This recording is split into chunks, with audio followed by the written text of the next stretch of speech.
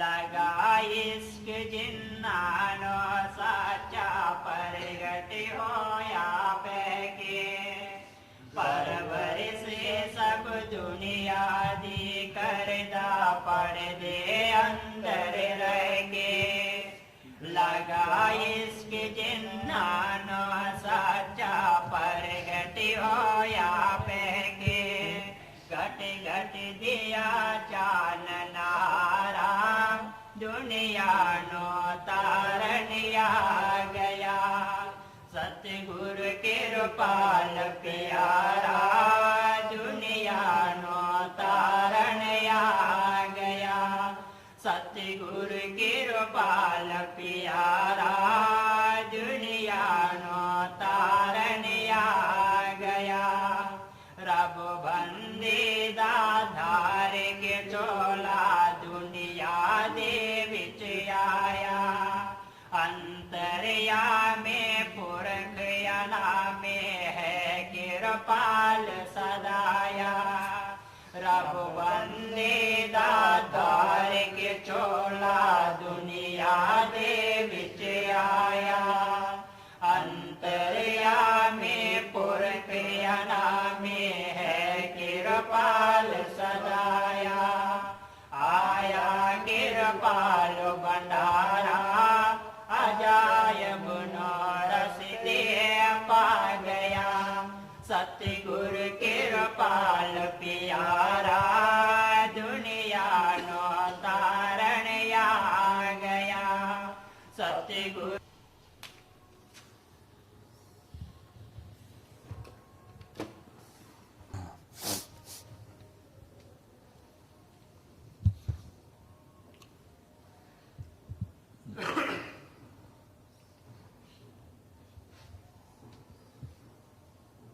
वाणी संत कबीर साहिब जी के शब्दावली पहला भाग चेतावनी और उपदेश।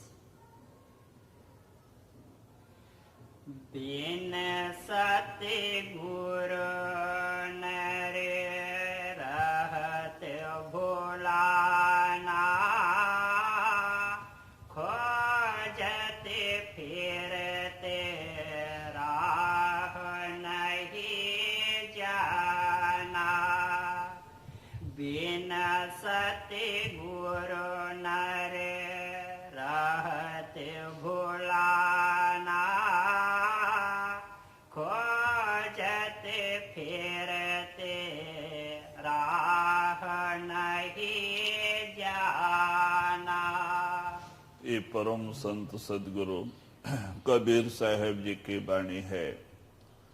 कबीर साहब जी आप पहले ही वाणी स्टार्ट करते हुए ही कहते हैं कि जब तक कि इस जीवों को सदगुरु का समागम ना मिले तब तक जो है सच्चाई का समझ आता नहीं। देखो धनी धर्मदास के रूप में हालांकि सतपुरुष ने वहां से योगजीत को भेजा था जिनकी बैठक महाशून्य के ऊपर है और उनको वहां से भेजा जीव उद्धार करने के लिए और वो भी यहाँ आकर के भूल भरम में पड़ गए।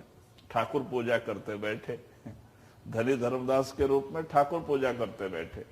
तो फिर परमात्मा सतपुरुष ने क्या किया, दूसरा नंबर लड़का ज्ञानी को बुलाया कि ज्ञानी जाओ, हमने तो उनको जीवोद्धार करने के लिए भेजा, वो खुद जाके कर्म कांड में फंस गया। ठाकुर पूजा सत्यनारायण पूजा करते बैठा है, जाओ और उसको चिताओ।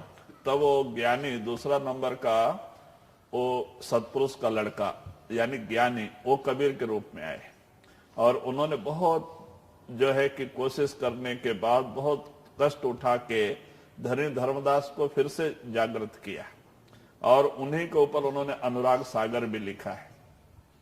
तो कहते जब ऐसी ऐसी ऊंची हस्तियां भी आकर के इस दुनिया में भूल जाती हैं तो जीवों की क्या गति। तो इसीलिए कहते हैं जब तक कि सदगुरु ना मिले और वो सच्चाई का रास्ता ना बतावे तब तक समझ में आता नहीं। तो कहते हैं इन जीवों की स्थिति क्या हो गई है। देखो ये आत्मा सारी उस परमात्मा की अंश है, सब सतलोक सचखंड की रहने वाली है और आत्मा परमात्मा ही है। लेकिन इस काल और माया की नगरी में आकर ये अपने आप को भी भूल गई, अपने घर को भी भूल गई। कहते वो यहाँ की रहने वाली हो गई। इसीलिए संत महात्मा आकर के फिर बार बार जागृत करते हैं। तो इस वाणी में इस जीव की क्या स्थिति गति है, किस तरह से संत आके जगाते हैं, कबीर साहब ने बड़ा अच्छा उदाहरण दिया है जी। बिन सतगुरु नर रहत भुलाना,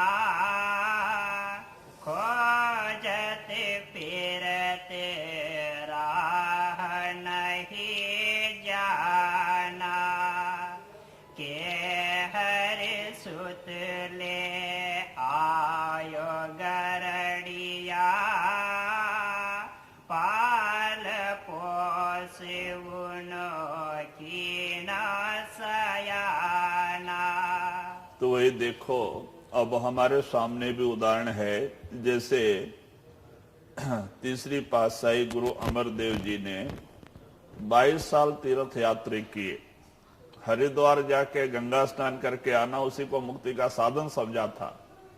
लेकिन बाद में जब उनको एक ब्रह्मचारी साधु से मुलाकात हुई और 12 दिन साथ रह के साथ में जाने के समय जब उसे वो घर पे लेके गए, बड़ा अच्छा खाना पीना भी बनवाया, और जब दोनों खाने के लिए बैठे तो 2-3 ग्रास खाने के बाद में ब्रह्मचारी साधु को ख्याल आया, अरे मैंने तो पूछा नहीं तुम्हारे गुरु कौन है, क्योंकि ये सिख थे तो इनके दाढ़ी बाल तो बचपन से छोड़ देते हैं।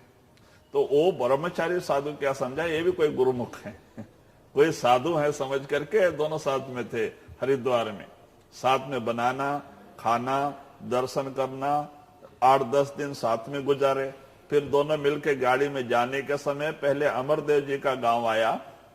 तो अमरदेव जी ने ब्रह्मचारी साधु से विनती किया, महाराज हम लोग 8-10 दिन से साथ में हैं, तो एक दिन आप एक रात हमारे घर में रह के जाओ। उसने मान लिया और घर में आया। तो आपने बड़ा खातिर बातिर किया, बड़ा अच्छा खाना पीना बना के रखा, और जब वो खाने के लिए बैठा 2-4 ग्रास खाया तब ख्याल आया। 12 दिन साथ में रहा, ख्याल आया नहीं उसको। देखो खाने के समय ख्याल आया। तो वो पूछता है कि अच्छा महाराज आपका गुरु कौन है? तो बाद में ये कहते भाई मैं तो गुरु बरु कुछ बनाया नहीं, बस हरिद्वार जाके स्नान करके आता हूं, उसी का मुक्ति का साधन समझाऊं। इतना कहते ही उसको अंदर आग लग, बड़ा गुस्सा आया, और वो खाना भी छोड़ करके और भला बुरा कहते उठ गया कि अरे तू निगुरा है, मैंने तेरा नमक खा लिया, तेरे घर पानी पी लिया। क्योंकि कोई कोई सिद्धांत में ऐसा होता है कि भाई निगुरे के घर पानी नहीं पीना, माने योगियों में होता है। तो उसमें वो सिद्धांत था, तो उसको बड़ा गुस्सा आ गया, मेरा इतना दिन का किया करा सब भ्रष्ट हो गया। गुस्से में वो उठ के चला गया। अब अमरदेव अच्छी आत्मा थी, हालांकि उनको जानकारी नहीं था, उसी को मुक्ति का साधन समझे थे। तो रात भर वो दोस्त जो 10-12 दिन साथ रहे और घर में खाना छोड़ के चला जाए, तो देखो इनके दिल पे क्या गुजरेगी। रात भर इनको नींद नहीं आई, बड़े विचार में पड़ गया, अरे मैंने 22 साल तीर्थ यात्रा किया, गुरु के बगैर कोई कीमत ही नहीं। दिल में लग गया, रात भर नींद नहीं आई। वो बेचारा खाना छोड़ के चला गया नाराज होके, और बाद में नींद नहीं आई। तो इनके घर में इनके भाई के लड़के की जो लड़के का शादी अंगद देव जी की लड़की से हुआ था, और वो सवेरे 4 बजे उठ के गुरु ग्रंथ साहब का माने कि जप जी का पाठ करते थे। 4 बजे उठ के लड़की रोज पढ़ते थे, लेकिन ये सुनते नहीं थे। उस दिन बड़े ख्याल से सुने, रात भर नींद नहीं था। तो उसमें क्या है, गुरु महिमा नाम महिमा है। तो सुन करके बड़ा दिल खुश हुआ। जब उसने बंद किया तब आप जाके पूछते हैं कि बेटी ये किसकी वाणी है? बहू से पूछते हैं, वो कहती है ये गुरु नानक जी का वाणी है, और इसी जगह पे आज हमारे पिताजी बैठे हुए। बस कहते बस हमको लेके चल। कहते नहीं, मेरे पिता का हुक्म है कि मैं जब तक बुलाऊं नहीं तो आना नहीं। मैं जाऊंगी तो गुस्सा करेंगे। कहते अरे मैं तेरा ससुर हूं ना, लेके चल, मैं जवाबदारी लेता हूं। तो लेके आई। उनको बाहर खड़ा करके जब अंदर गई, नमस्कार करके पूछने के लिए, हुक्म के लिए, तो अंगद देव जी हंस के कहते हैं अरे बेटी जिसको साथ लेके आए उसको अंदर तो लेके। तो अंदर लेके जाती है। उस समय इनका उम्र 70 साल का था। तो आप जाके पैरों पे गिर पड़े, बहुत रोए। कहते मेरा बहुत सारा उम्र ऐसे ही बीत गया, मुझे पहले ही खबर क्यों ना हुई।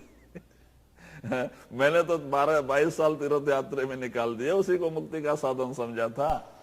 तो अंगद देव जी हंस के कहते नहीं भाई, हर जीव का समय होता है और जब तक समय नहीं आता है उस जीव के अपनी क्या बस की बात है कि वो संतों के शरण में चले जाए। तो तुम्हारा अब समय आ गया, तुम आ गए, नहीं तो पहले क्यों नहीं आए? तुम्हारा समय आ गया। तो बाद में बहुत रोए और उन्होंने उनको नामदान दे दिया। उनको सच्चा पश्चाताप हो चुका था और फिर वो लौट के घर पे नहीं आए। देखो, उन्होंने 12 साल सेवा किया पानी ढोने का और सुमरन करते हुए सेवा करते थे। इसी तरह से उनकी रूह चढ़ाई कर गई और अंत में देखो अंगद देव जी जाने के समय अमरदेव जी को ही अपनी जगह पे बिठा के गए। कहने का मतलब कि जब तक सदगुरु ना मिले तब तक समझ आते नहीं। 22 साल तीर्थ यात्रा किए लेकिन शांति नहीं आई। तो कहते वही बात है, वही आप कबीर साहब कहते हैं कि जीव की क्या हालत हो गई। तो आप एक उदाहरण देते हैं कि एक गडेरिया भेड़ लेकर के जंगल में गया और वो पहाड़ी की तरफ निकल गया। वहां एक शेर का बच्चा बाहर आ गया था गुफा के। गडेरियों को मिला, वो कुत्ते के बच्चे के जैसा बड़ा सुंदर था, शेर का बच्चा था। लेकिन गडेरियों को क्या पता कोई जानवर का बच्चा है, बल्कि उठा के लेके आया। शेर बाहर गए थे और उठा के लेके आया। तो वो भेड़ का बकरी का दूध पिला के उसको पाला। तो बच्चा बचपन से ही भेड़ का दूध पी के पला था और भेड़ में ही खेलता था, कूदता था, भेड़ में ही रहता था। उसको आदत पड़ गई थी भेड़ में साथ घूमने का। तो इस तरह से वो बड़ा हुआ। बड़ा होने के बाद में भी उसको ये पता नहीं कि मैं शेर हूं। वो अपने आप को भेड़ ही समझ बैठा है, क्योंकि उसी का दूध पी के पला था, उसी में घूम रहा था। तो बाद में एक दिन वो गडरिया भूला भटका फिर उसी जगह पे चला गया। तो जंगल का शेर ने देखा कि अरे भेड़ में शेर घूम रहा है, ये क्या बात है, बड़े आश्चर्य की बात है। तो बाद में वो जंगल वाला शेर इस भेड़ में जो शेर था बचपन से इसी में पला था। वो अपने आप को भेड़ के साथ खेलता था, भेड़ के साथ अपने आप को भेड़ी समझ बैठा था। तो वो जंगल वाला शेर इस शेर के पास आके उसको कान में कहता, भाई तू कौन है? ये कहता मैं भेड़ हूं। कहता अरे भाई तू भेड़ नहीं तू शेर है। बोलता नहीं मैं भेड़ हूं क्योंकि उसी का दूध पी के पला था। तो बता भाई तू शेर है? कहता नहीं मैं भेड़ हूं। बोलता अच्छा इधर आ। उसको बुला के लेके गया। तो उधर एक स्रोत झरना बहता था। तो झरना बहता था, उस पानी में झुक करके कहता अच्छा देख मेरे और तेरे में क्या फर्क है।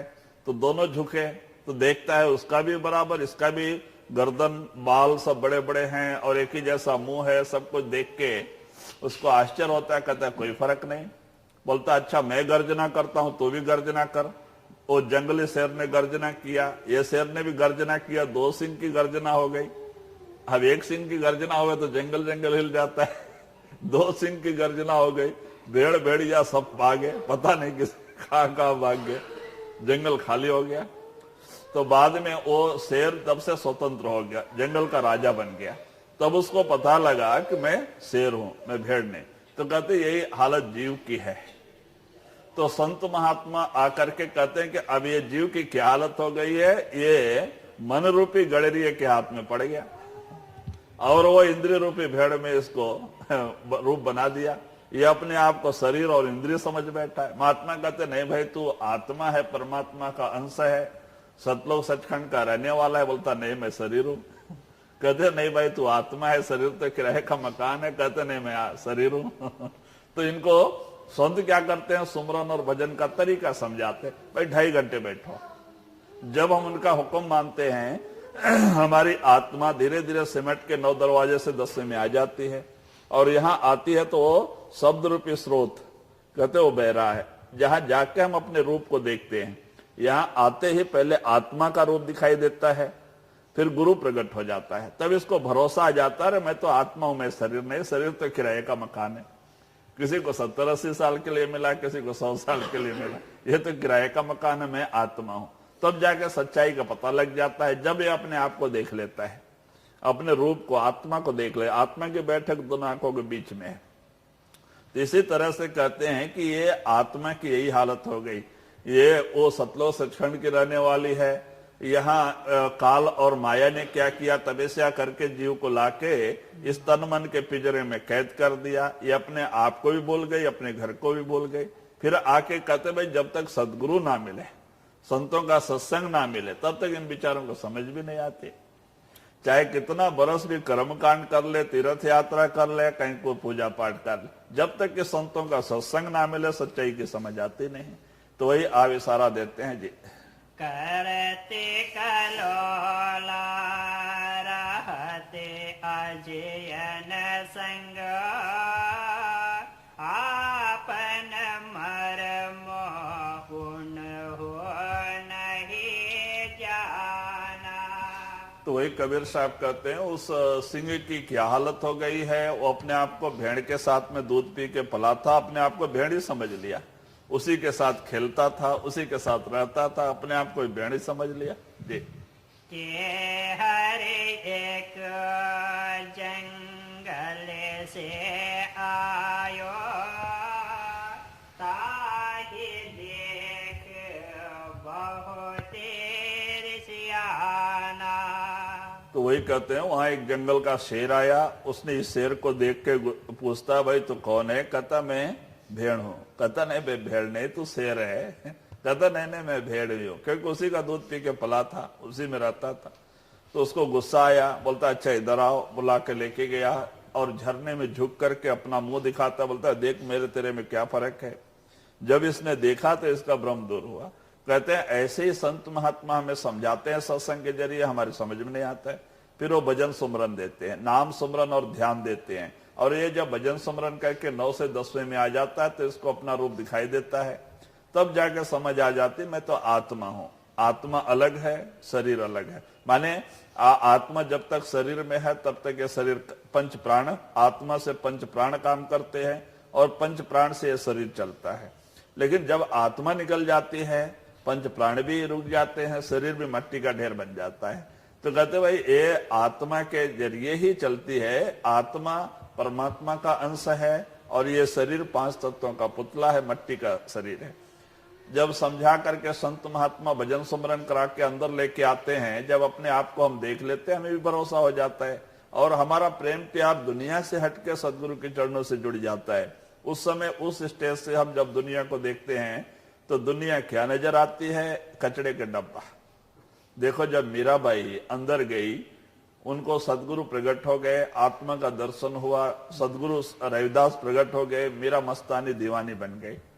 मीरा ने अपने जबान से ही कहा पायो जी मैंने नाम रतन धन पायो, वस्तु अगोचर दई मेरे सदगुरु कृपा कर अपनायो। माने किसने दिया? सदगुरु ने दिया और मुझे अपना लिया। मेरे अंदर वो चीज सदगुरु ने अमूल्य चीज दिया जिसकी कोई कीमत नहीं। भाई जो नाम है उसकी कोई कीमत नहीं। नाम जिसको पा करके जीव जो है एक अज्ञानी जीव भी ज्ञानी बन जाता है, एक नर नारायण बन जाता है। और नाम बड़ी ऊंची चीज है, वो पारस के समान है जी। पकड़ के भेद तुरत समझाया, आपन दशा देख मुस्काना।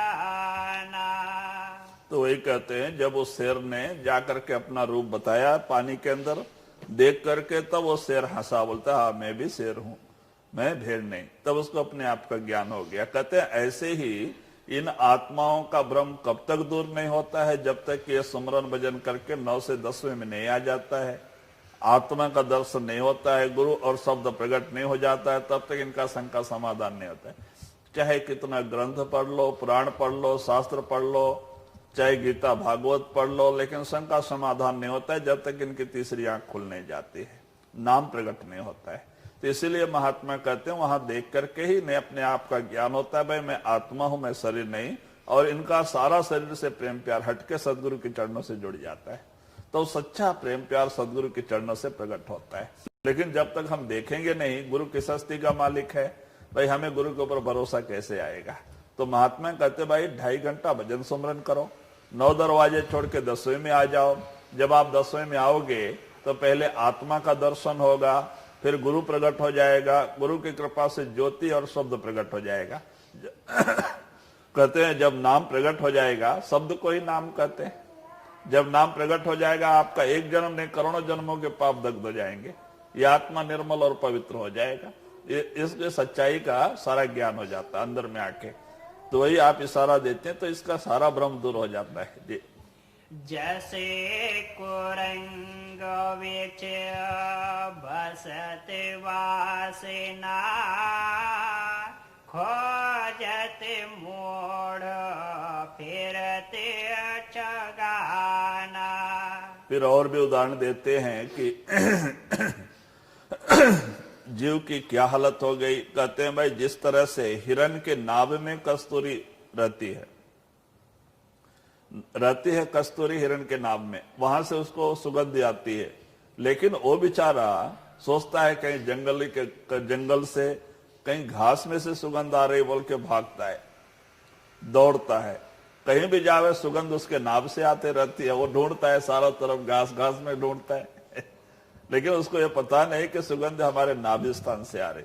तो कहते भाई ऐसे ही सब कुछ परमात्मा ने हमारे अंदर रखी है, अपने आप को भी हमारे अंदर रख के बैठा है। परमात्मा हमारे अंदर है, हम उसको ढूंढने के लिए बाहर जाते हैं। कोई काशी को जाता है, कोई हरिद्वार को जाता है, और कोई कहते हैं कि भाई 68 तीर्थ धाम करके आ जाता है। महात्मा कहते भाई तो तुम्हारे पास ही बैठा है, बगल में बच्चा, शहर में डिंडोरा। कहते हैं भाई बच्चा बगल में महाराज कहानी बताते थे, एक माई मेला देखने के लिए गई, बगल में बच्चा बांध के रखा था।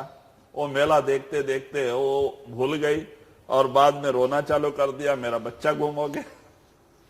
तो कोई सयाना आदमी देख के कहता अरे माई बगल में क्या है, जब देखा तो बोलता अरे बच्चा तो इधर ही तो ऐसा परमात्मा हमारे अंदर हमारे साथ रह के हम जो है उसको ढूंढने के लिए कहीं जंगल में जाते हैं, पहाड़ों में बैठते हैं, उपवास रहते हैं, क्या क्या नहीं करते। तो कहते भाई वो पास में ही है। जैसे कि हिरण के नाभि में कस्तूरी है और हिरण सारा जंगल ढूंढता है, लेकिन लस्त होके थक जाता है, मिलता तो कुछ नहीं, क्योंकि वो तो नाभि में है, उसको पता नहीं उसका। तो कहते यही हालत है, ये जीव बेचारा वो मालिक अपने अंदर बैठा है, पास से पास है, लेकिन जब तक कि सदगुरु संत ना मिले और वो उसका भेद ना बतावे, भजन सुमरन करके हम अंदर ना आ जावे, शब्द प्रकट ना होवे, परमात्मा का मर्म पता नहीं चलता है। सच्चाई का जो भेद हमें कुछ खबर नहीं हो पाती है। तो वही आप पहले ही कबीर साहब ने वाणी में कहा कि बिन सदगुरु नर फिरत भुलाना। कहते हैं भाई बेगर सदगुरु संतों के समागम के जीव बेचारा दुनिया में भूल भरम में भटकता है, और जो कुछ भी करता है उसको सच्चाई समझ के करता है। कोई भी करता है वो सच्चा समझ के करता है, लेकिन फायदा कुछ मिलता नहीं जी। करे उस वासे मन में देखे, ये सुगंधि धो कहाँ बसाना। तो वही सोचता है कि ये सुगंध कहाँ से आ रही है। घास में मुंह मारता है, जंगल का पेड़ को सूंघता है, लेकिन वो आता है नाभि स्थान से। उस बेचारा परेशान हो जाता है रात दिन दौड़ दौड़ के, लेकिन आती है उसके नाभि स्थान से ही। कहते हैं भाई इसी तरह से परमात्मा हमारे अपने अंदर बैठा है, हम उसको ढूंढने के लिए जंगल पहाड़ों में चले जाते हैं। देखो सावन सिंह महाराज जी के समय में एक योगी हिमालय की गुफाओं में बैठ के ध्यान कर रहा था। हालांकि वो संस्कारी आत्मा थी। संस्कारी आत्मा दुनिया के कोई भी कोने में हो, संत जरूर उसे जागृत करते हैं। तो इसलिए उस समय सावन सिंह महाराज जी थे। तो सावन सिंह महाराज जी उस योगी को उस गुफा में जाके दर्शन दिया जब वो भजन बैठा था। तो उसको अंदर में दर्शन दे के और कहते हैं हे योगी, अगर तू मुक्ति चाहता है तो ब्यास को आ जा। तो योगी कहता है कि महाराज मैं तो तपस्या कर करके मेरे पैर सूख गए, 30 साल हो गए थे प्राणायाम बैठा था बेचारा, मेरे पैर हाथ तो सूख गए, लेकिन मैं जरूर आऊंगा। और महाराज ने उसको अपना दाहिना पैर उठा के अपना पैर बता दिया। तो उनके पैर में पद्म रेख था, जो कृष्ण को था, वो सावन सिंह महाराज जी के दाहिने पैर में था पद्म रेख। उन्होंने बता दिया कि ये पहचान है। योगी ने देख लिया और वहां से वो बेचारा उठा और उठते बैठते क्योंकि तपस्या कर करके उसका शरीर सूख गया था, पैर पूरा सूख गए थे, और इस तरह से 6 महीने में वो ब्यास पहुंचा बेचारा क्योंकि उस समय कोई ट्रेन नहीं, बस नहीं, बहुत मुश्किलें थी और वो चल भी नहीं सकता, इतना कमजोर हो गया। 6 महीने बेचारा आया और आया तो महाराज जी सत्संग कर रहे थे, रात का शाम का सत्संग चल रहा था। देखा, खुश हो गया कि यही मूर्ति आके हमें दर्शन दिया था, भरोसा तो हो गया।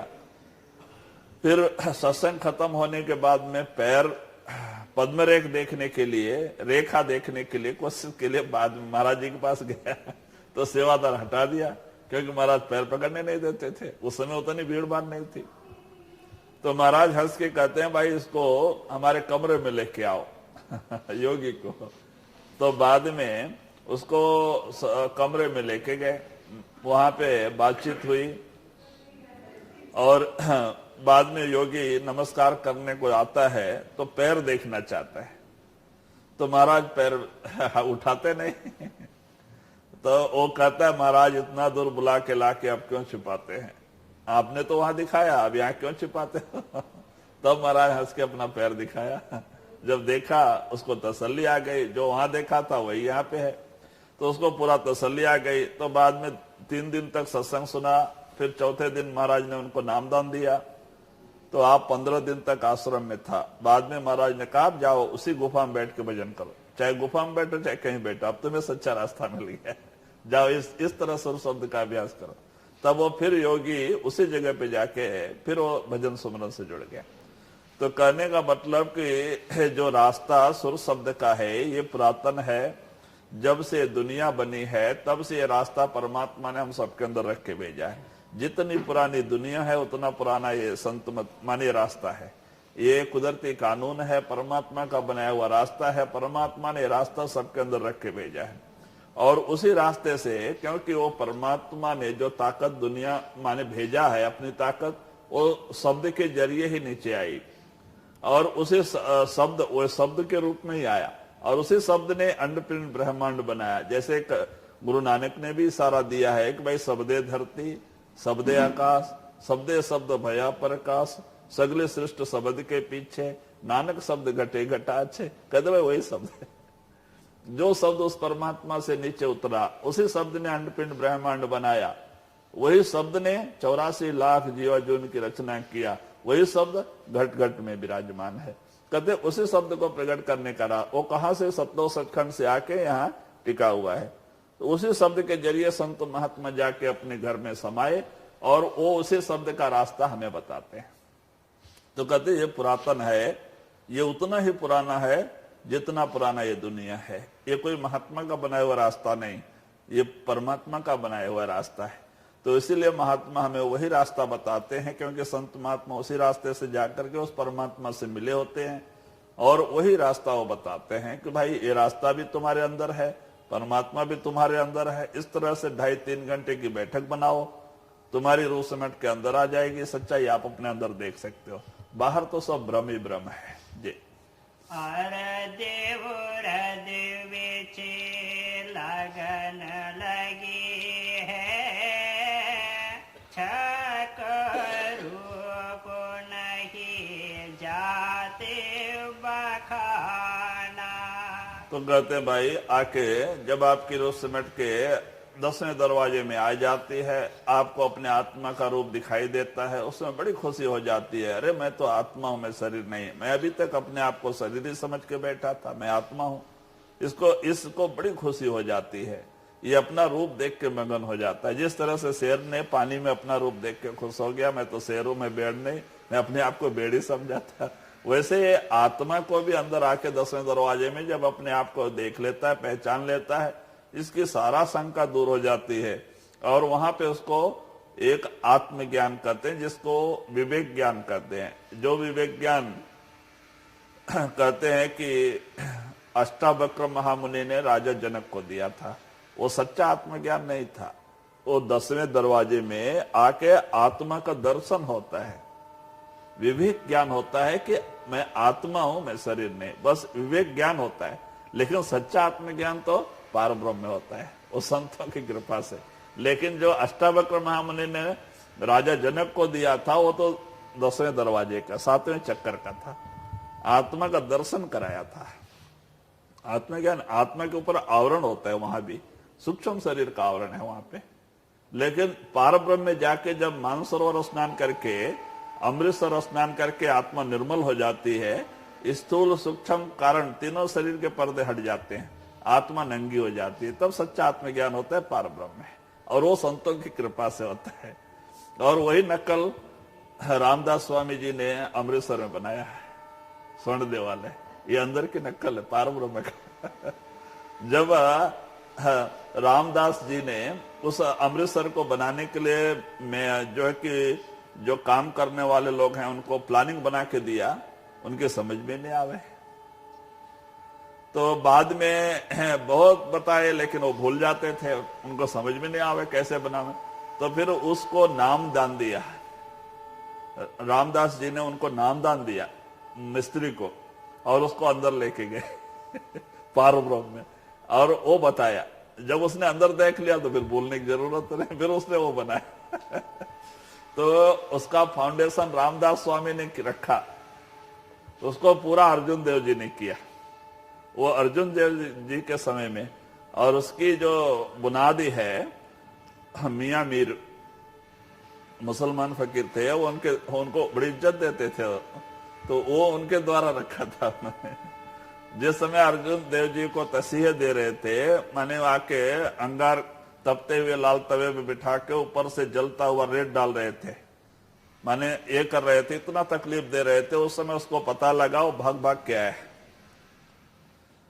और आकर के वो मुसलमान फकीर कहता है, महाराज आपको इतना तकलीफ दिया जा रहा, आप चुपचाप बैठे हैं, अगर आप इशारा दे दो मैं सारे दिल्ली को तबाह कर देता हूं। क्योंकि वो अच्छा पहुंचा हुआ महात्मा था। तो अर्जुन देव जी हंस के कहते, ये काम तो मैं भी कर सकता। तो देखो ऊपर जब ऊपर देखते हैं तो सारे ब्रह्मा विष्णु महेश्वर 33 करोड़ देवी देवता सब हाथ जोड़े खड़े हैं कि महाराज कुछ हुक्म करो, आपके साथ इतना अन्याय हो रहा है, आप चुपचाप बैठे हो, कुछ हुक्म करो। ये कहते नहीं, कहते देखो वो लोग चुप है, मैं भी चुप हूं।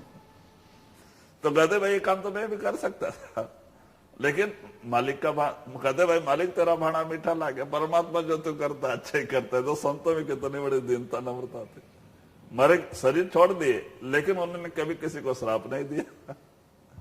तो कहते भाई इसी तरह से एक बार जब मोहम्मद साहब और उनके एक शिष्य थे अली पैगंबर, तो दोनों मिलके जा रहे थे। तो ऐसे घूमने के लिए निकले थे, शाम का समय था, जा रहे थे। तो दो आदमी एक जगह बैठे थे, कुछ काम कर रहे थे खेत में। तो इनको अकेला देख करके वो कुछ गाली देने लगे, वो हिंदू थे। तो गाली देने लगे तो अली को गुस्सा आया, और थोड़ा टाइम मोहम्मद साहब भी खड़े हो गए उधर ही। और अली साहब थोड़ा टाइम चुप रहे, बाद में इनसे सहन नहीं हुआ, ये भी गाली गलौज चालू कर दिया। वो एक बोले तो ये भी एक दो जवाब दे में, ऐसा आपस में गुस्सा और गाली गलौज होने लग गया हिंदू उन दोनों में, इनमें। तो जब ये सुना, सुनते सुनते उनको बुरा लगा मोहम्मद साहब को, वो वहां से हट के अपना रास्ता लिया, चलते जा रहे, और ये इधर लड़ाई झगड़े में पड़े हुए हैं। इन्होंने पीछे देखा नहीं, महाराज तो चले जा रहे, और एक फरलांग दूर निकल गए। तो बाद में वो लोगों ने देखा कि अभी अकेला है, चलो इसको पकड़ के मारो। वो पीछे भागे। तो जब अली पीछे मुड़ के देखते हैं तो यहाँ पैगंबर साहब आई नहीं। तो बड़े वहां से बेतहास भागे भागे गए, और वहां जाके कहते महाराज आप ऐसे सब मेरे को अकेला छोड़ के आ गए। तो हंस के कहते मोहम्मद साहब कि भाई देखो, जब तक तुम चुप थे तब तक हम दोनों की रक्षा के लिए देवता लोग आके ऊपर खड़े हो रहे थे, एक एक करके आ रहे थे, सब खड़े हो रहे थे, जमा हो रहे थे हम लोग की रक्षा के लिए। लेकिन जब तुम बोलना चालू किया तो वो लोग एक एक करके चले गए। जब वो चले गए तो मैं रह के क्या फायदा, मैं भी चला आया। तो कहते भाई इस तरह से तो कहते इस तरह से संतों महात्माओं में शांति होती है, और वो मालिक की मौज में रहते हैं, क्योंकि उनके अंदर परमात्मा प्रकट होता है, और उन सब में परमात्मा ही नजर आता है। जो उनको तकलीफ देता है उसमें वही परमात्मा बैठा हुआ है। आप किसको श्राप देवे, किसको आशीर्वाद देवे, क्योंकि सबगट मेरे साइया सुनी सेज ना कोई। कहते भाई जब अपने अंदर परमात्मा प्रकट हो गया तो सब में परमात्मा नजर आता है। तो जो उनको तकलीफ दे रहा है उसमें वही परमात्मा बैठा है। तो इसीलिए तो अर्जुन देव ने कहा मालिक तेरा भाना मीठा लगे, परमात्मा जो तू करता मुझे अच्छा लगता है। और उन्होंने ऐसा ही अपनी चोला छोड़ गए। तो कहते भाई इसी तरह से वही आप इशारा देते हैं कि इस तरह महात्मा हमें यही इशारा देते हैं कि भाई परमात्मा भी अपने अंदर है, रास्ता भी अपने अंदर है, लेकिन जब तक कि कामिल मुर्शिद पूरा गुरु ना मिले और वो हमें रास्ता ना बतावे और हमें भजन सुमरन करके 9 से 10वें में नहीं आ जाए, सच्चाई का पता नहीं लगता जी। काहे कबीर सुन भाई साधो, उलटे आप में आप समाना। तो वही आप इशारा देते हैं भाई, और कुछ नहीं है, अपने आप में आप जाके समाना है भाई। आत्मा भी बूंद है, परमात्मा भी समुद्र है, वो भी पानी है, आत्मा भी पानी है। जब ये बूंद जाके समुद्र से मिल जाती है तो दोनों एक हो जाते हैं। तो जब ये आत्मा सतलोक सचखंड पहुंचती है, उस अपने परमपिता परमात्मा का दर्शन करके बड़ी खुश हो जाती है। और ये जाके उसका कहते हैं कि दर्शन करते ही इसमें अपना 16 सूर्य का प्रकाश चमकने लग जाता है। पारब्रह्म में जाके 12 सूर्य का प्रकाश होता है, लेकिन सतलोक सचखंड में जाके 16 सूर्य का प्रकाश चमकने लगता है। आत्मा परमात्मा बन जाती है। जैसे परमात्मा सर्वव्यापी है, ऐसे ये भी सर्वव्यापी बन जाते हैं। तो इसीलिए आप कहते हैं कि भाई अपने आप में ही जाके समाना है, वहां और कोई दूसरा नहीं। तो इसीलिए कहते भाई आत्मा ही परमात्मा है, आत्मा ही सब कुछ है। महात्मा इशारा देते हैं, लेकिन हमारी समझ में नहीं आता। हम तो उसको अलग और इसको अलग समझते हैं। लेकिन जब कहते हैं हम सिमट करके 9 से 10वें में आ जाते हैं, हमारी तीसरी आंख खुल जाती है, शब्द और गुरु प्रकट हो जाता है, तब जाके हमारा शंका समाधान होता है। जब तक कि नाम प्रकट नहीं होता है, शब्द प्रकट नहीं होता, तब तक शंका समाधान नहीं होता है कि भाई हम कौन हैं और वो गुरु कौन होता है जी। बिन सते गुरु नर भरम भुलाना, बिन सते गुरु नर भरम भुलाना। सत्य गुरु शब्द का मर्म न जाना, भूले परा संसारा। तो वही आप कहते हैं बगैर सदगुरु के दुनिया माने जीव नर भूला घूमता है, क्योंकि वो शब्द का भेद जो है इसे पता नहीं चलता है। वो शब्द भी हमारे अंदर है, आत्मा भी हमारे अंदर है, मन भी हमारे अंदर है। संत हमें उस शब्द से जोड़ते हैं, हमारी आत्मा को शब्द से जोड़ते हैं, शब्द को प्रकट करने का साधन और तरीका समझाते हैं। कहते हैं जब तक कि संत ना मिले, शब्द की परख हमें नहीं हो पाती है जी। सत्य गुरु शब्द का मर्म न जाना, भूले परा संसारा। बिना आम जम धर धर खे, कौन छुड़ावन हारा। तो वही आप इशारा देते हैं कि भाई बेगर नाम के यम छोड़ते नहीं, क्योंकि अंत समय में हमारे अपने ही अंदर एक ताकत है जिसको गुप्त चित्त कहते हैं, चित्रगुप्त कहते हैं। हम जो भी कुछ करते जा रहे हैं वो अंदर लिखते जा रहे हैं। जब ये आत्मा चोला छोड़ के जाने लगती है तो चित्रगुप्त ले जाके लेखा धर्मराज के सामने हाजिर कर देते हैं। भाई जो ये जीव आ रहा है उसने ऐसा ऐसा कर्म किया। तो वहां क्या होता है? जजमेंट, न्याय होता है। उसके किए कराए कर्मों के अनुसार वहां पे फैसला होता है। अगर पाप ज्यादा है तो नरकों में ढकेल दिया जाता है, सजा भुगतनी पड़ती है। अगर कुछ पाप कम है तो 84 के जामे में ढकेल दिया जाता है। जीव जाके पेड़ पौधों के शरीर में गिर जाता है, भेड़ बकरे कीड़े मकोड़े के शरीर में गिर जाता है, इस तरह 84 में भटक जाता है। कहते हैं कि इस तरह भाई क्यों ऐसा होता है? भूल और भ्रम में पड़ के आत्मा ने मन का साथ पकड़ लिया है, मन इंद्रियों का गुलाम बना बैठा है। इस तरह से कर्म करके जीव मलिन हो जाता है। तो वही आप इशारा देते हैं कि जब तक सदगुरु ना मिले और शब्द से हमारी आत्मा को जोड़ ना दे, और वो शब्द हमारे अंदर प्रकट ना हो, सच्चाई का पता नहीं चलता है। क्योंकि सब कुछ बनाने वाला वो शब्द है, सारे सृष्टि का आधार वो शब्द ही है। अगर वो शब्द प्रकट हो जाए तो सब कुछ जानकारी हो जाती है। एक जन्म नहीं, करोड़ों जन्मों के पाप दग्ध हो जाते हैं।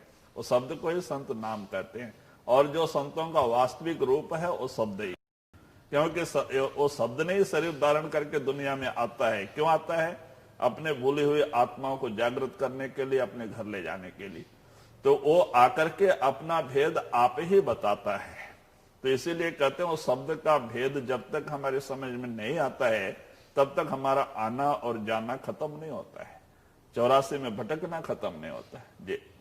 बिना नाम जम धर धर खे कौन छुड़ावण हारा, सिर जन हार का मर्म न जाने, दृग जीवन जग तेरा। तो वही कहते हैं उस नाम के बगैर इस जीव को इस काल के जाल से छुड़ाने वाला कोई नहीं। तो कहते हैं अगर भाग्य से कहीं सदगुरु मिल जाए, कामिल मुर्शिद मिल जाए, वो हमारी आत्मा को शब्द से जोड़ दें, कहते हैं कि तब जाके इसका छुटकारा होता है, क्योंकि वो शब्द ही इसको अंत समय में रक्षा करता है। अगर गुरु आज नाम देके कल ही क्यों न चोला छोड़ जाए, लेकिन फिर भी वो शब्द उसको छोड़ता नहीं। वो शब्द ही उसको गुरु के रूप में दर्शन देता है अंत समय में। गुरु जिस रूप में हमें नामदान दिए होते हैं उसी रूप में वो शब्द ही हमें अंदर में दर्शन देता है और हमारी आत्मा को दर्शन दे के ऊपर के मंडलों में लेके जाता है। तो इसीलिए इशारा देते हैं कि भाई जब नाम के बगैर इस जीव की रक्षा करने वाला कोई ताकत नहीं। तो इसीलिए तो कहते हैं नाम के धारे खंड ब्रह्मांड, नाम के धारे तुरिया पाताल। कहते सब नाम के आधार पे है, सारी रचना नाम से ही हुई है और वो नाम हमारे घट में 10वें दरवाजे में धुनकार दे रहा है। संत उसी नाम से जोड़ देते हैं। वो नाम प्रकट हो गया तो हमें ऑटोमेटिक सारी जानकारी हो जाती है, सैकड़ों जन्म की खबर भी हो जाती है जी। धर्म राय जब पकर मंगे पर है मारे घनेरा, सुत नारी को मोह त्यागी के छीन सब दे हमारा। तो वही कबीर साहब इशारा देते हैं, भाई जिस चीज में हम भूले हुए हैं दुनिया और दुनिया के सामान्य में, कहते अंत समय में ये चीजें हमारा साथ छोड़ देती हैं और वो हमें अंदर में दंड और शिक्षा मिलता है। भाई अगर कामिल मुर्शिद और नाम ना मिले तो जीव की बड़ी दुर्गति होती है। कहते हैं करोड़ों जन्मों का पुण्य हुए तो उसको मानव शरीर मिलता है और उस प्रभु परमात्मा की कृपा होवे तो जाके संत मिलते हैं। तो जिसको सदगुरु मिल गया उनका लेखा नहीं बढ़ा, जिनको सदगुरु मिल गया उनका काम तो बन गया। हालांकि वो नाम और सदगुरु उसकी तो रक्षा कर लेते हैं, और जिन जीवों को कोई नाम नहीं सदगुरु नहीं उन बेचारों की क्या हालत होगी। तो वही आप इशारा देते हैं कि वो बेचारों को 84 के जेल खाने में भटकना पड़ता है। जो आज संबंध है वो कल नहीं रहते हैं। जिस शरीर में भी आत्मा जाके समा जाती है, कर्मानुसार जो शरीर मिलते हैं वहां पे उसी तरह के हमारे यार दोस्त और मित्र और बाल बच्चे होते हैं। मानी ये आत्मा वहां पे नहीं मिलती हैं, इनका संबंध तो इसी शरीर में है और आगे कोई और ही मिलेगा। ये कर्मों का लेन देन का हिसाब किताब है। देखो महाराज जी अपने जबान से कहते थे, अजैब सिंह महाराज जी, कि उनके पास एक काला कुत्ता था और उनके जैसे कि हमारे राजस्थान पंजाब और यूपी में दरवाजों पे खाटे पड़े होते हैं, खटिया पड़ी होती है, खाट होते हैं। हमारे दक्षिण प्रांत में तो नहीं लोग नीचे ही बैठते हैं, चटाई पे बैठते हैं, वहां खाट का रिवाज कम है तो नीचे ही लोग सोते हैं, नीचे बैठते हैं। तो वहां क्योंकि हमारे उत्तर प्रदेश और ये उत्तरी भाग में सब पानी की जमीनें हैं, चारों तरफ पानी और जमीन फसल होती है ना, और हमारे यूपी में इधर उधर खड्डे होते हैं गांव के चारों तरफ, वही मट्टी लाके घर बनाए होते हैं तो उसमें सांप बिच्छू ज्यादा होते हैं और उस कारण से खाट के ऊपर सोते हैं। और वो दक्षिण प्रांत में वो चीजें नहीं है, ना सांप ना बिच्छू, इसका कोई डर नहीं रहता, तो नीचे आराम से पड़े रहते चटाई पे तो एक काला कुत्ता था महाराज जी के घर में, वो 8-10 खाट पड़े रहते थे दरवाजे पे, लेकिन वो उसी खाट के ऊपर जाके बैठता था। अगर उसको मारो भाग के जाता था, फिर आके उसी खाट पे बैठता था। तो अजैब सिंह महाराज जी को बड़ा आश्चर्य होता था, क्या बात है, काला कुत्ता वो खाट छोड़ता नहीं उसी खाट पे जाके बैठता है। तो बाबा बिशनदास जी, इनके माता पिता बाबा बिशनदास को बहुत मानते थे पहले से, उनके घर में आते थे। तो वो अच्छे महात्मा थे। बाबा बिशनदास जी राजघराने वाले थे, अच्छे कुटुंब परिवार में पैदा हुए थे, और उन्होंने इंग्लैंड में जाके पीएचडी भी किया था। उस समय पीएचडी इंडिया में नहीं थी, इंग्लैंड में जाकर करना पड़ता, वहां भी जाके उन्होंने पढ़ाई की, ये पीएचडी प्राप्त की। फिर भी बैराग पैदा होके, और वो देखो योगी बन गए थे। अपना जो गुरु नानक का जो उनके लड़कों ने श्री चंद लक्ष्मी चंद ने रास्ता निकाला था, उसमें अमोलक दास के वो शिष्य थे। उदासी मत, उदासी देखो, गुरु नानक के घर में ही पैदा हुए थे श्री चंद लक्ष्मी चंद। हालांकि गुरु नानक संत महात्मा सत्पुरुष थे, लेकिन उन्होंने उनका बात नहीं माना, हमेशा उनसे विरोध किया। तो कहते हैं कि काल जब कबीर साहब आ रहे थे इस दुनिया में जीव छिताने के लिए, तो काल रास्ते में आके खड़ा हो गया। कहते आप कहाँ जा रहे हैं? कहते हैं मालिक ने भेजा है जीव उद्धार करने के लिए। कहते ये तो बहुत बुरा चीज है, तुम आके हमारा देश बिगाड़ने के लिए आ रहे हो। बहुत दोनों में लड़ाई झगड़ा होता है, और फिर बाद में कबीर उसको मारने के लिए जाते हैं। तो बोलता अच्छा भाई ठीक है तुम जाओ, लेकिन तुम ये सोच लो, तुम एक कबीर बन के जाते, मैं 12 कबीर बन के आऊंगा कहता है तुम तो एक कबीर बन के जाके और जोग चिता के चले आओगे, बाद में 12 कबीर बन के लोगों को भ्रम में डालूंगा। तो ऐसा ही हो गया। कबीर तो एक ही आए, सच्चे कबीर तो एक ही थे, लेकिन बाद में 12 कबीर बन गए वो काल ने अपने ताकत भेज दिया रिद्धि सिद्धि वाले, और वो पीला कपड़ा रुद्राक्ष और ऐसे वैसे माला बीला भी रखने लग गए, और ऐसे करने लग गए, लोगों को कर्म कांड में बांध दिया रिद्धि सिद्धि बता के आकर्षित कर दिया। तो वो कबीर साहब तो एक आके संत मत का सतनाम का वेद बता के गए, और ये आके गुप्त कर दिया, सबको भ्रम में डाल दिया। इसीलिए तो बड़ा हालत खराब है। आज देखो कबीर मठ जाकर बनारस में, वहां क्या है, कर्मकांड है पीला कपड़ा रुद्राक्ष पहन के अब तो महंत बने बैठे हैं, संत नहीं महंत महंत बन गए, और सबको भ्रम में डाल दिया। और कबीर साहब के हम बनारस में गए कपिल चौरा में, क्योंकि हम बहुत दिन के बाद में हम आंध्रा, एक कर्नाटका वाले लोग को लेके गए थे, अपना आंध्रा मुदिगल वाले लोग 10-12 लोग। तो वो लोग बोला हम आश्रम देखेंगे, कबीर साहब को तो लेके गए। तो हम भी पहले कभी गए नहीं थे। जब वहां गए उसी समय घंटा बजा था 12 बजे खाने का तो हम लोग अंदर गए, तो महंत जी बैठे हुए थे सामने कुर्सी पे। तो वो कहते भाई रुक जाओ, अभी 10-15 मिनट बाद में खाना, अभी मत बैठो, लंगर मत बैठो बोल के, लंगर बाहर ही था तो हम लोग जब तक थे तब लोग बैठा भी नहीं वो लोग खाने के लिए। तो हमको बुला के पूछता है कि भाई क्या? हम बोला कि नहीं, देखने के लिए आए, कबीर साहब जी का आश्रम है, हम लोग भी आंध्र प्रदेश से कर्नाटका से आए हुए हैं। बोले जाओ उधर मंदिर है, जाओ देख के आओ। हम लोग मंदिर में गए, उधर संगमरमर की बड़ी भारी मूर्ति 6 फीट की थी कबीर साहब की, सफेद पत्थर का बना के खड़ा कर दिया था अभी देखो उनको माला भी पहनाया था, और उनके हाथों में रुद्राक्ष भी दे दिया था, और आप तो पीला कपड़ा रुद्राक्ष में। तो कहते भाई ऐसे हालत, जो संतों ने कर्मकांड का विरोध किया और बाहर से हटा के अंदर में ले जाने की, नाम से जोड़ने की कोशिश किया, उनको ऐसा बाहरमुख बना दिया। तो कहते ऐसे ही जहां जहां संत पैदा हुए वहां पे कालदार ने अपनी ताकत भेजा। तो श्री चंद लक्ष्मी चंद के रूप में वही आया। अभी देखो जो कि इनके पास में, जो कि धनी धर्मदास के घर में भी नारायण के रूप में आया, काल ही आया था। जब धनी धर्मदास जी प्रार्थना करते हैं कबीर साहब से कि महाराज आपने हम दोनों को तो प्राणी को उतार दिया और पति पत्नी को तो नाम दे दिया, अब उस नारायण बड़े लड़के का भी उद्धार करो। तो वो नारायण क्या करता था, वो तो निरंजन का अवतार था। वो जब भी कबीर साहब के सामने आवे तो उनके सिर्फ पीठ करके खड़ा हो जाता था। दर्शन भी लड़का, हाँ देखो उसको इतना बड़ा दिमाग, और महाराज की तरफ मुंह करके भी खड़ा नहीं, पीठ करके खड़ा हो जाता था। और धनी धर्मदास को बड़ा आश्चर्य हो गया। तो एक बार उसको उपदेश दिलाना चाहता था, किधर किधर खेलने वाले को पकड़ के लेके आए, उसने नहीं देखा। तो कबीर साहब ने गुस्सा किया तो वो हाथ जोड़ने लग गया, कहता महाराज हम दोनों को तारा, इसको भी तार दो।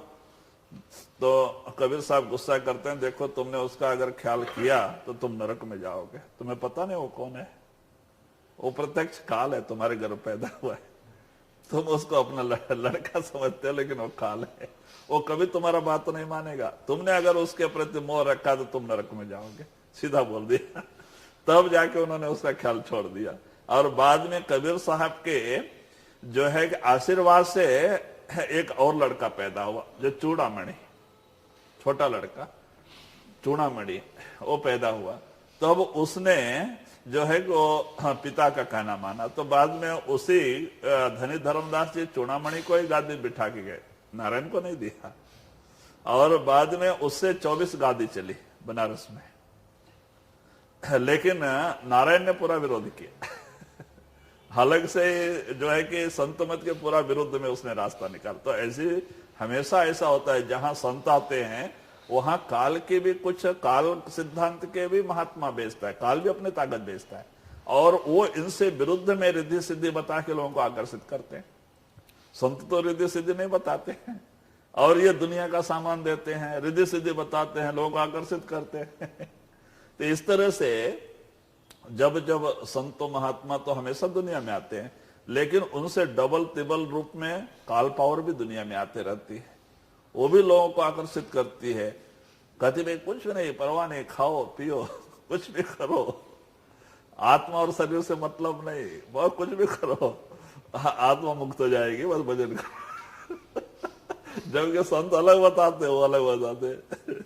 तो कहते इस तरह से जब जैसे जैसे संत दुनिया में आते हैं, संतों की ताकत आती है, तो काल ताकत भी आती है, तो वो भी लोगों को आकर्षित करते हैं। वहां बड़ी भीड़ भाड़ होती है, क्योंकि वो रिद्धि सिद्धि देता है, माने दुनिया का सामान देता है, लोगों को आकर्षित करता है। कि अभी अंधे को क्या चाहिए? आग चाहिए, लोगों को दुनिया का सामान चाहिए।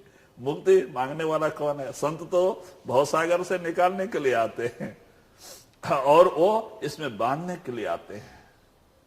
काल के जो महात्मा लोग आते हैं, वो दुनिया का सामान दे करके और हमें इस तरह का कर्म करा के उसमें बांधने के लिए आते, निकालने के लिए नहीं आते। लेकिन जीव को समझ कहाँ है? तो इसीलिए कहते हैं बिगर संतों को जीव को समझ आवे तो कैसे आवे? जब तक कि संत ना मिले, शब्द प्रकट ना हो, सच्चाई की पता ही नहीं चलता है जी। सुत नारी को मोह त्याग के चेनो शब्द हमारा, सारे शब्द का परवाना पावो, तब उतरो भव पारा। तो वही कबीर साहब जी कहते हैं, इसीलिए ये सारा ममता और प्रेम प्यार हटा के सदगुरु के चरणों से जोड़ो, नाम से जोड़ो। जब आप भजन सुमरन करके अंदर आओगे, पहले अनहद शब्द प्रकट होगा। अनहद जो है सार शब्द से कनेक्शन देगा, सार शब्द सत शब्द से कनेक्शन देगा। सार शब्द पार ब्रह्म का शब्द है, और संत उसी शब्द से हमारी आत्मा को जोड़ते हैं, और हमारा निरत रूपी डोर जो है वो पार ब्रह्म में बांध देते हैं। काल उसको सहस्रदल कमल में बांधा होता है पहले, ये आत्मा मर के वहीं पे जाती है। तो वो संत नामदान के दिन क्या करते हैं, उस निरत रूपी जो रस्सी है आत्मा का, उसको वहां से निकाल करके पार ब्रह्म में बांध देते हैं। तो इसका जो है सार शब्द से नाता पड़ जाता है। तो वो सार शब्द, इसीलिए तो कबीर साहब ने कहा है, जाप मरे अजपा मरे अनहद भी मर जाए, सार शब्द चिन्हे बिना फिर भटका खाए। कहते भाई जब तक कि सार शब्द प्रकट नहीं होता है, मुक्ति का सिद्धांत ही नहीं होता है। तो संत सार शब्द से ही पढ़ते हैं। और उसके आगे सतलोक सचखंड में सत्य शब्द है, शब्द 4 हैं। तो इसीलिए पहले 10 बीज नाद है नीचे, और सहस्रदल कमल में अनहद नाद है, और पार ब्रह्म में सार शब्द है, और सतलोक सचखंड में सत्य शब्द है। तो इस तरह से शब्द भी ऐसे हैं। तो इसीलिए संत हमें सार शब्द से ही जोड़ते हैं, और उसी शब्द को प्रकट करने का साधन और तरीका समझाते हैं जी। एक मत हो के चढ़ो नाव पर, सतगुरु खेवन हारा, साहेब कबीर ये निर्गुण गावे, संतन करो विचारा। तो वही कबीर साहब जी आप कहते हैं भाई एक मत हो करके अपने ख्याल को स्थिर कर करके सच्चे प्रेम और प्यार से आप गुरु का हुक्म मानो, सुर शब्द के अभ्यास में लग जाओ, सार शब्द को प्रकट कर लो, बस जहां से आप आए वहां पहुंच जाओगे। लेकिन पहले गुरु के ऊपर भरोसा बहुत जरूरी है। जब तक कि गुरु के ऊपर भरोसा नहीं आता हमारा काम भी नहीं बनता। अभी हमारी जो रस्सी है, हमारी डोरी है, वो हमारे सदगुरु के हाथ में है और अंत समय में वही आएंगे। तो हमें चाहिए उन्हीं का ध्यान करना चाहिए, नाम सुमरन करना चाहिए। दूसरे और कितने भी महात्मा हैं उनके सत्संग दर्शन से फायदा जरूर है, लेकिन हमें ध्यान उन्हीं का करना चाहिए जिन्होंने हमें नाम दान दिया है, क्योंकि हमारी डोरी उन्हीं के हाथ में है और लास्ट टाइम में वही आएंगे। वो शब्द उसी रूप में दर्शन देता है, शब्द तो अमर है और वो जो शब्द से गुरु ने हमें जोड़ा है वो कभी मरता नहीं, तो वो अंदर में है। वो शब्द हमें अपने गुरु के रूप में दर्शन देता है, तो हमें चाहिए उन्हीं का दर्शन लेना, माने उसी का स्वरूप का ध्यान करना चाहिए। तो अंत में वो गुरु उसी रूप में आता है और आके हमें दर्शन दे करके ऊपर लेके जाता है। तो वही आप इशारा देते हैं कि कबीर साहब जी की ये निर्गुण वाणी है। कहते हैं भाई इसका अर्थ जो है संतों ने अपने अपनी भाषा में बड़े अच्छी तरह से समझाया है कि भाई इस तरह से आप भजन सुमरन करके सार शब्द को प्रकट कर लो और सार शब्द जो सतलो सचखंड से आके पार ब्रह्म में टिका हुआ है, पार ब्रह्म से फिर शब्द निकल के नीचे का मंडल की रचना हुई है। तो कहते हैं इस तरह से सार शब्द प्रकट हो जाए तो हमारा काम बन जाए, हमारा सारा भ्रम दूर हो जाता है। तो महात्माओं ने हमें यही समझाने की कोशिश किया है कि पहले गुरु के ऊपर भरोसा आना चाहिए और गुरु को जो प्रेम प्यार दुनिया से हमारा जुड़ा है दुनिया से हटा के सदगुरु के चरणों से जोड़ लें, गुरु का बन के हम दुनिया कारोबार करें। गुरु का दिया हुआ सुमरन भजन करते हुए, नाम सुमरन करते हुए दुनिया कारोबार करें तो हमारा यह लोक और परलोक दोनों बन जाए, हम यहाँ भी सुखी, मरने के बाद में भी सुखी। तो वही आप कबीर साहब जी इशारा देते हैं, साहेब कबीर ये निर्गुण गावे, संतन करो विचारा। कहते हैं कि भाई ये मैं जो कहा ये निर्गुण है, निर्गुण वाणी है और इस वाणी का विचार संत ही करते हैं।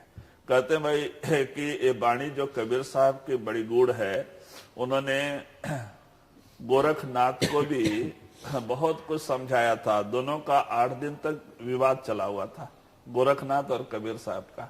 उन्होंने उनको भी बहुत समझाया था, लेकिन गोरखनाथ माना नहीं। तो वही आप इशारा देते हैं कि मरहम होए सो जाने साधु ऐसा देश हमारा। वो जब गोरखनाथ पूछता है परेशान होके, जब हार जाता है तो पूछता है अच्छा महाराज आप कहाँ से आए हैं, आपका कौन सा देश है? तो वही आप इशारा देते हैं कि हे गोरख मरहम होए सो जाने साधु ऐसा देश हमारा है साधु। कहते हैं कोई मरहम भेदी लोग ही हमारे देश को जान सकते हैं।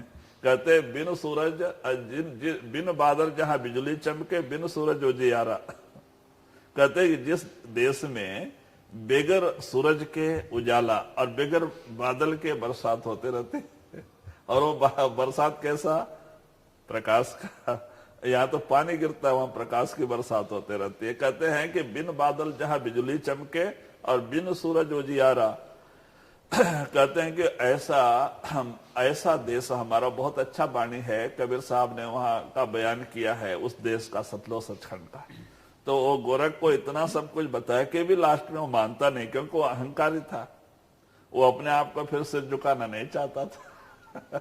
लेकिन बनारस छोड़ के गया, फिर लौट के आया नहीं बनारस काशी में।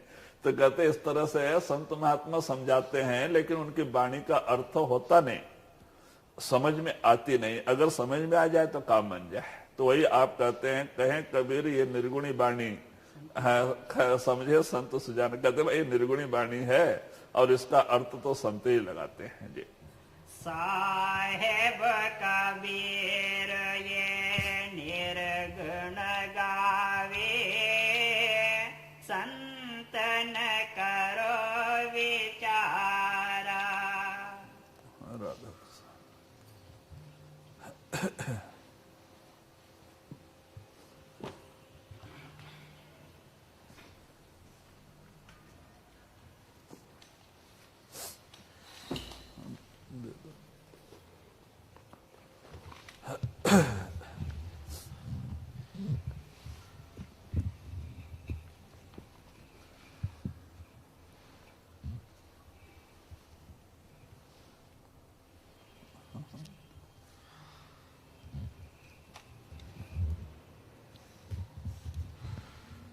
इनको कहानी बताने का, वो गडरिया का,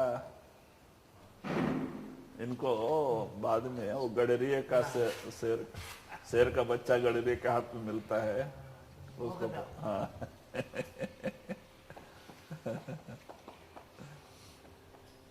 नहीं तो ये लोग बेचारे लोग खाली बैठे करके। हाँ थोड़ा सा कुछ कहानी का। टाइम कितना बजे का? क्योंकि शाम को, क्योंकि 9 से प्रोग्राम दौलतपुरा का है ना। हाँ तो इसीलिए कल ऐसा समय निकले कि हम उधर दोपहर बटंडा से 1 ही घंटा।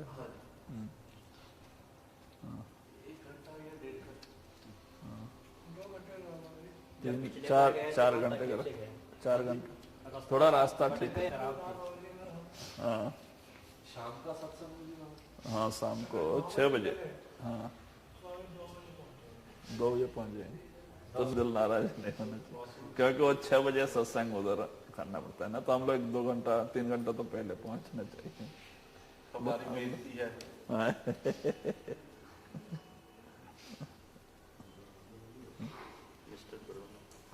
ओ ब्रोनो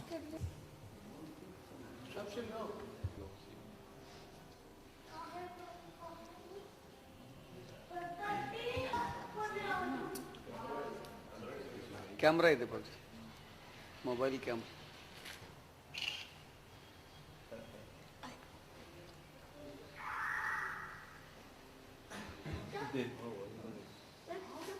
आगे आ जाएंगे।